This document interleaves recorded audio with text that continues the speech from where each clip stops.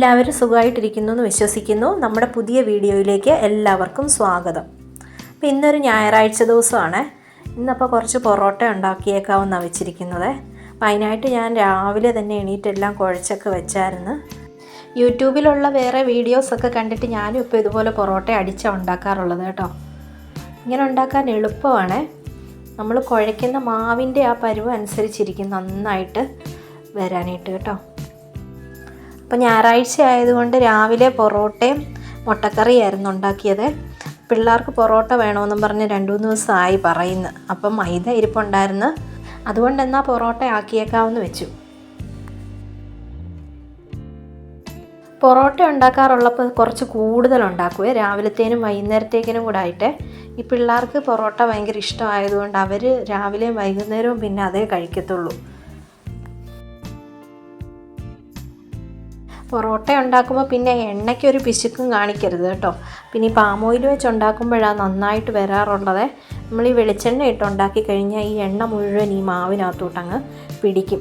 പക്ഷേ ഈ പാം ഓയിലാണെങ്കിലാണ് നന്നായിട്ട് വരുന്നത് കേട്ടോ. ഞാനത് അങ്ങനെ ഉണ്ടാക്കി നോക്കിയിട്ടുണ്ട് വെളിച്ചെണ്ണയ്ക്കകത്ത്.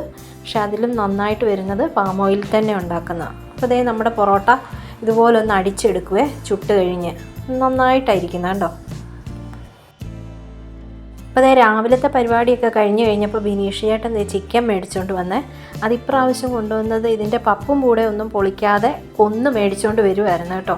ഇങ്ങനെ സ്കിന്നോടുകൂടി ഇരിക്കുമ്പോഴാണ് ടേസ്റ്റ് കൂടുതലെന്നും പറഞ്ഞ്. പിന്നെ ഇത് ഭയങ്കര മെനക്കേടായിരുന്നു ഇതിൻ്റെ തൊലിയിൽ ഈ പൂടയെല്ലാം പൊളിച്ചെടുക്കാനായിട്ട്. ചൂടുവെള്ളത്തിലൊക്കെ ഇട്ട് ഇതുപോലെ ഇതിൻ്റെ പൂട ചെറിയ ചെറിയ രോമങ്ങൾ പിന്നെയും വരുന്നുണ്ട്. പിന്നെ മഞ്ഞപ്പൊടിയൊക്കെ തേച്ച് അത് മൊത്തം പറിച്ച് കളഞ്ഞ്.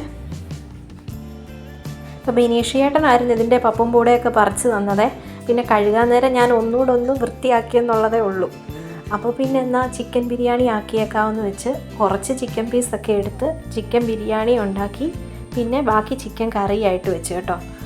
ശരിയാ, വ്യത്യാസമുണ്ട്. സ്കിന്നുള്ളതിന് ഇച്ചിരി കൂടെ ടേസ്റ്റ് കൂടുതലായിട്ട് എനിക്കും തോന്നിയേ. പിന്നെ ഉച്ച കഴിഞ്ഞപ്പം പുല്ല് പറിക്കാൻ ഇറങ്ങി കേട്ടോ. നമ്മുടെ മുറ്റത്തൊക്കെ മഴ കാരണം ഭയങ്കര കാടായേ. എപ്പോഴും ഈ മഴ പെയ്യുന്ന കാരണം മുറ്റത്തോട്ടൊന്നും ഇറങ്ങാനേ വയ്യായിരുന്നേ. അപ്പോൾ ഇന്നൊന്ന് ഇച്ചിരി തോർന്നത് കൊണ്ട് ഈ പുല്ലെല്ലാം കുറച്ച് പറിച്ച് കളഞ്ഞേക്കാമെന്ന് വെച്ച്. പിന്നെ അപ്പുറത്തൊക്കെ ബിനീഷ് ചേട്ടൻ വലിയ ഈ ചെടിയൊക്കെ വലുതായിട്ട് വളർന്നു വന്നതിൻ്റെയൊക്കെ കമ്പുമൊക്കെ വെട്ടിക്കളഞ്ഞേ അപ്പുറത്തെ മുറ്റത്തെ സൈഡിൽ. ഞാൻ പിന്നെ എപ്പോൾ മുറ്റത്തോട്ട് ഇറങ്ങിയാലും എൻ്റെ കൂടെ നിഴല് പോലെ ഈ പൂച്ചയും കാണും കേട്ടോ. ഇതിങ്ങനെ എന്നെ ഉരുമ്മി നടക്കും. മഴ പെയ്യാൻ തുടങ്ങിയാൽ പിന്നെ പുല്ല് കിളുക്കുന്നതിനൊരു കയ്യും കണക്കും ഇല്ല.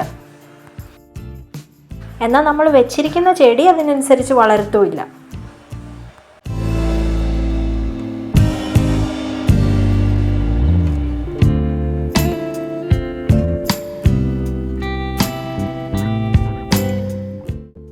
അപ്പോൾ അതേ അച്ചുവാ എനിക്ക് വീഡിയോ എടുത്ത് തരുന്നത്. അവിടെ ഇരുന്ന് പൂച്ചയെ വിളിക്കുക.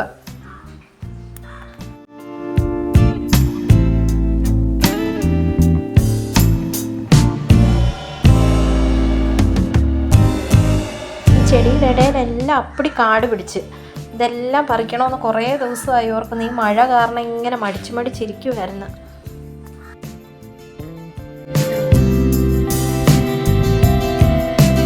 ഈ മഴയൊക്കെ കഴിഞ്ഞ പുറകെ ഇതുപോലെ കാടൊക്കെ പറിക്കുമ്പോഴത്തേക്കിന് ശ്രദ്ധിക്കണം കേട്ടോ. ഞാൻ കമ്പൊക്കെ ഇട്ടൊന്ന് അടിച്ചു നോക്കിയിട്ടൊക്കെയാണ് ഞാൻ ഈ കൈയിട്ട് വരുന്നത്. വെള്ളമൊക്കെ ഇരിക്കും ഇതിൻ്റെ ഇടയിലൊക്കെ തണുപ്പും പിടിച്ച്.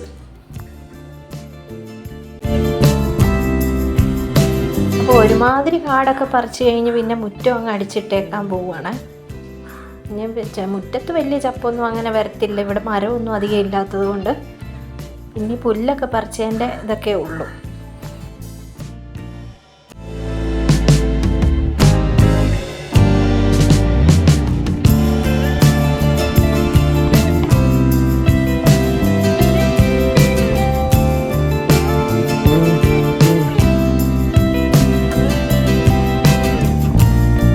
അതേ ഈ ചെത്തിയെ കണ്ടോ, നിറച്ച് പൂവായിപ്പോഴേ.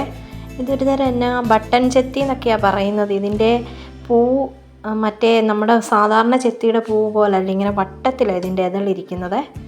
നല്ല ഭംഗിയുണ്ട് കാണാൻ.